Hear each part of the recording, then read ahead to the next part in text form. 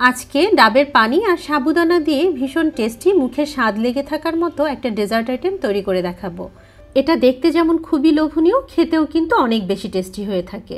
প্রচণ্ড গরমের এই ইফতারিতে যদি ঠান্ডা ঠান্ডা এরকম এক গ্লাস সাবুদানা ড্রিঙ্কস পরিবেশন করা হয়, এটা যেমন সারাদিনের ক্লান্তি দূর করে শরীরটাকে চাঙ্গা করে তুলবে, সেরকম এটা মন প্রাণ একদম জুড়িয়ে দিবে। আজকের এই ডেজার্টের মধ্যে আমি ডাবের পানি জেলো ব্যবহার করব, তাই প্রথমেই এই জেলোটাকে তৈরি করে নিচ্ছি। এই জন্য প্রথমে একটা ডাব নিয়ে এর পানিটাকে বের করে নিয়েছি। এখানে প্রায় 2 কাপের মতো পানি রয়েছে। এখন এই পানিটাকে একটা ছাঁকনি দিয়ে ছেঁকে একটা পাত্রে ঢেলে নিচ্ছি। এর মধ্যে দিয়ে নিচ্ছি 1/4 কাপ পরিমাণ চিনি, আর দিচ্ছি 1 চা চামচ পরিমাণ agar agar powder. Agar agar powder যে কোনো তরল বা লিকুইড জিনিসকে জমাট বাঁধতে সাহায্য করে। এরপর সব কিছুকে নেড়ে ভালো করে মিশিয়ে নিয়ে যখন আগার আগার পাউডারটা পানির সাথে খুব ভালো করে মিশে যাবে, তখন এই পাত্রটাকে আমি চুলায় উঠিয়ে দিচ্ছি। এরপর অনবরত নেড়ে নেড়ে চুলার আঁচ মিডিয়ামে রেখে এই পানির মধ্যে একটা বলক তুলে নিতে হবে। পানিতে জাস্ট 2-3টা বলক চলে আসলে হাঁড়িটা আমি প্যান থেকে উঠিয়ে নিব। এরপর যেই পাত্রে আমি ডাবের পানির জেলিটাকে সেট করব, সেই পাত্রে এটাকে ঢেলে দিব। আমি 4টা ছোট ছোট ভিন্ন ভিন্ন পাত্রে ঢেলে নিচ্ছি।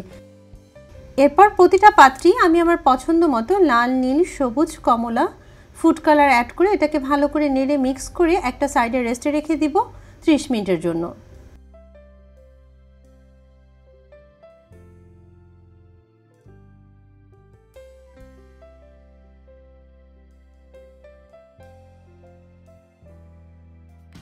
এবারে দুধটাকে রেডি করে নিচ্ছি। এজন্য চুলায় একটা প্যান বসিয়ে এর মধ্যে দিয়ে নিচ্ছি 1/2 লিটার মানে 500 ml এর মতো লিকুইড দুধ। আর এই দুধটাকে একটু ঘন করার জন্য এর মধ্যে দিয়ে নিচ্ছি 1/2 কাপ পরিমাণ পাউডার মিল্ক, আর এর মধ্যে দিয়ে নিচ্ছি 1/4 কাপ পরিমাণ চিনি। চিনিটাকে আপনারা আপনাদের টেস্ট অনুযায়ী দিয়ে নেবেন। এরপর সব কিছুকে ভালো করে নেড়ে চুলার আঁচ মিডিয়ামে রেখে এটাকে জাল করে নিব দুধে একটা বলক চলে আসা পর্যন্ত। এই যে দুধে বলক চলে এসেছে, এরপর এটাকে আমি আরও 2 থেকে 3 মিনিটের জন্য জাল করে নিব। এবারে কিন্তু দুধটা তৈরি হয়ে গিয়েছে। এখন চুলা বন্ধ করে এই দুধটাকে সম্পূর্ণ ঠান্ডা করে নিব। এখন চুলা একটা প্যান বসিয়ে এর মধ্যে পর্যাপ্ত পরিমাণ পানি দিয়ে পানিটাকে ফুটিয়ে নিয়েছি। যখন পানির ভিতরে এভাবে বলক চলে আসবে, তখন এর মধ্যে অ্যাড করে দিচ্ছি 1/2 কাপ পরিমাণ সাবুদানা। সাবুদানাটাকে হাঁড়িতে ঢেলে দিয়ে সাথে সাথে এটাকে নেড়ে দিতে হবে, নইলে কিন্তু এটা হাঁড়ির তলায় লেগে যেতে পারে। তারপর চুলার আঁচ মিডিয়ামে রেখে বারবার নেড়ে এটাকে আমি সম্পূর্ণ সিদ্ধ করে নিব।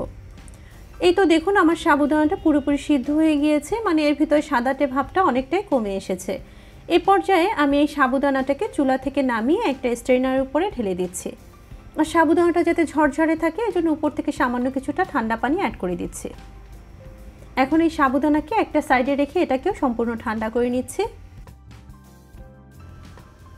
30 মিনিট রেস্টে রাখার পরে এই জেলোগুলো কিন্তু খুব ভালো করে জমে গিয়েছে। এখন প্রতিটা পাত্রের জেলোগুলোকে আমি এভাবে ছোট ছোট টুকরো করে কেটে নিচ্ছি।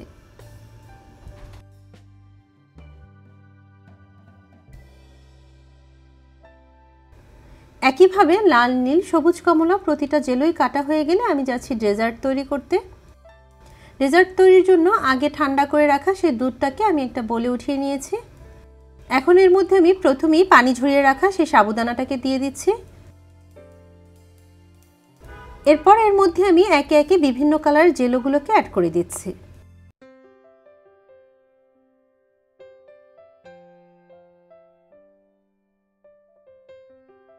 এরপর উপর থেকে কয়েক স্কুপ আইসক্রিম দিয়ে নিচ্ছি।